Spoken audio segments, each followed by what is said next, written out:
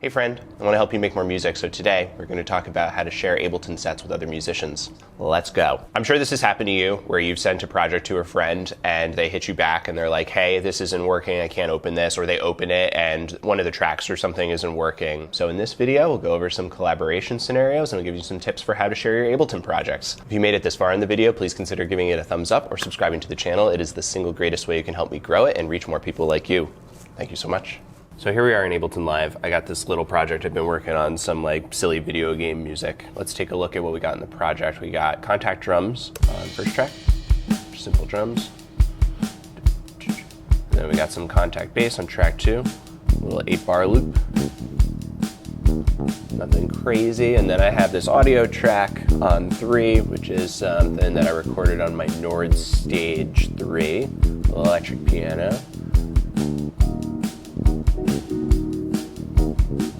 And then we have another MIDI track on 4, an operator loop, a little melody.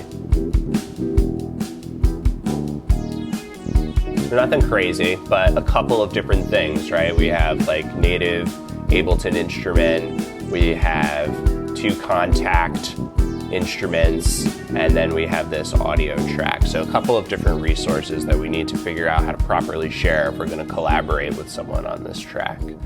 So the first collaboration scenario I want to cover here is just working with someone who doesn't have Ableton Live at all. So there isn't a ton you can do here, but what you can do is you can export a WAV file for your partner to listen to and record their part to in their DAW, and then they can send back their recording to you.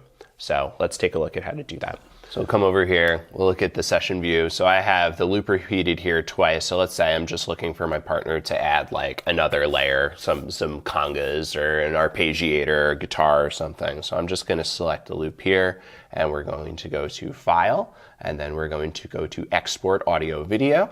And here we are going to get the Export Audio Video dialog. In the Export Audio Video dialog, make sure the file type is set to WAV to maximize compatibility for Windows users. Otherwise, you don't need to export MP3. The other options don't really matter here because this isn't the final render of the track video and there's no video here. And then we're going to export our file. I usually just export stuff right into the project folder. So we can send this as like boss fight, render, collab, something like that. Save it out. So now that you have this WAV file of your track, you can email this to your friend to work on. So your friend is going to want to take the file that you send to them and then record their part by listening to that track. And then they're going to send you back a WAV file of just their part. And then you can take that back into Ableton and mix it in. And congratulations, you've just collaborated with your friend. So the next scenario I want to cover is when the person you're collaborating with has all of the same software that you do. They have the exact same version of Ableton Live that you do. They have all the same VST plugins that you do. They're all in the same version. This is the most flexible sharing scenario because the person you're collaborating with can really do anything to the track. All the same things that you were doing in the track, they can do because they have all the same things. So how do we share with this person effectively? We need to do something called collect all and save.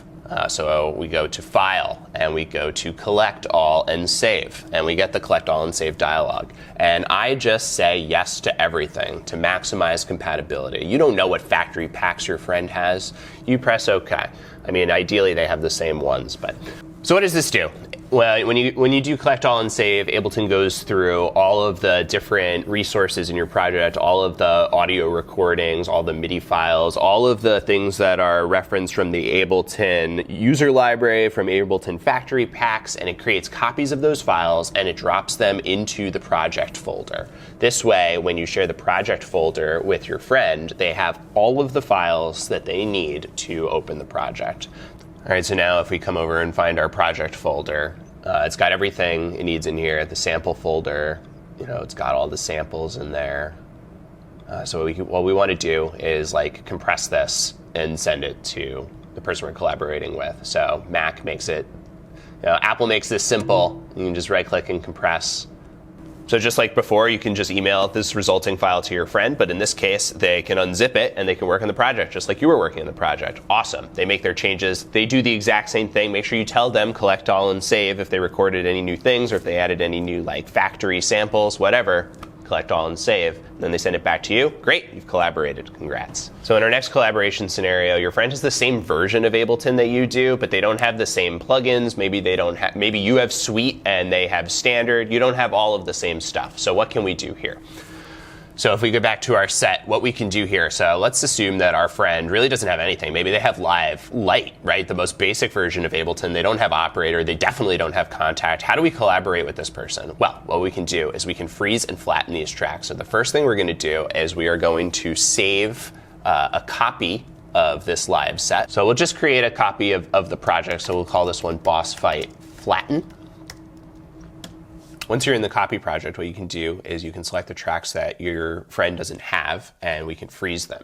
And this dialog will come up. And what this is doing, Ableton is playing out these tracks in the background and recording the audio that these tracks would make. And it's then going to substitute in that audio for the instruments. That way, when you send the project to your friend, they can, interact with the track, even though they don't have those instruments. They can interact with the track as if it was an audio recording. This is also super useful to reduce CPU usage. If you have a ton of tracks going with a lot of different expensive instruments, you can freeze them, and the freezing will free up the CPU for you. Once the tracks have been frozen, what you can do is you can flatten them to kind of print this audio. And you'll see the MIDI converted to audio. And now this track is unfrozen, and it's just become an audio track with this recording here. So we'll go through and we'll flatten all of our frozen tracks. Flatten. And you can see now they are all audio recordings. And this is why we made a copy of the project. So we can save this. We can collect all and save to make sure that these recordings, if they somehow ended up outside of the project, are now inside of the project. And now we can just repeat the process from before to zip up the project and send it to our friend. Great, collaborating. So the final scenario I want to cover is working with people who have a different version of Ableton than you. So the issue here is that the lower version of Ableton is not going to be able to open projects made with the higher version. So for example, if you are on Ableton 11, but your friend is still on 10, they're not going to be able to open your projects. However, you'll be able to open their projects. So everything in this video so far applies to their projects. They can do that stuff and send it to you. You can work on it. You can make changes. However, once you get to the point of saving, your only options are really to send them back WAV files of the changes you've made. Otherwise, they're not going to be able to open the project that you send them back. So you can follow the steps to generating the WAV file and sending them that, but that's really the only option. But at least it's something. So I just wanted to go over a couple of things to avoid now. When sending your different parts back and forth, don't be tempted to send MP3s because they're smaller. You'll lose quality. Send the WAV files every time. Another really tempting idea is to work out of like Dropbox or Google Drive or something like that for both of you to have access to a shared folder. You will overwrite your project. You will lose data. Tons of people will tell you like this is an easy way to do it. They swear by it. You will lose data at some point. Something will happen. Someone will overwrite someone's thing. The version history will conflict. I guarantee it. Send the projects back and forth. Make copies. Resist the temptation. If you're really interested in some kind of like computer cloud-based collaboration system, you could look into trying to manage your projects with like a software version control system, something like SVN or Git. If you're a programmer like myself, you've probably already looked into this and seen other people doing it. Kind of interesting. Probably not something I would suggest for the novice user, but maybe something that we'll look into in another video. Maybe. So that's all I have for you today. Let me know what you thought down in the comments. If this video was helpful, give it a thumbs up, subscribe, thumbs, put your thumbs up, thumbs down, I don't care. Do whatever you want with your thumbs.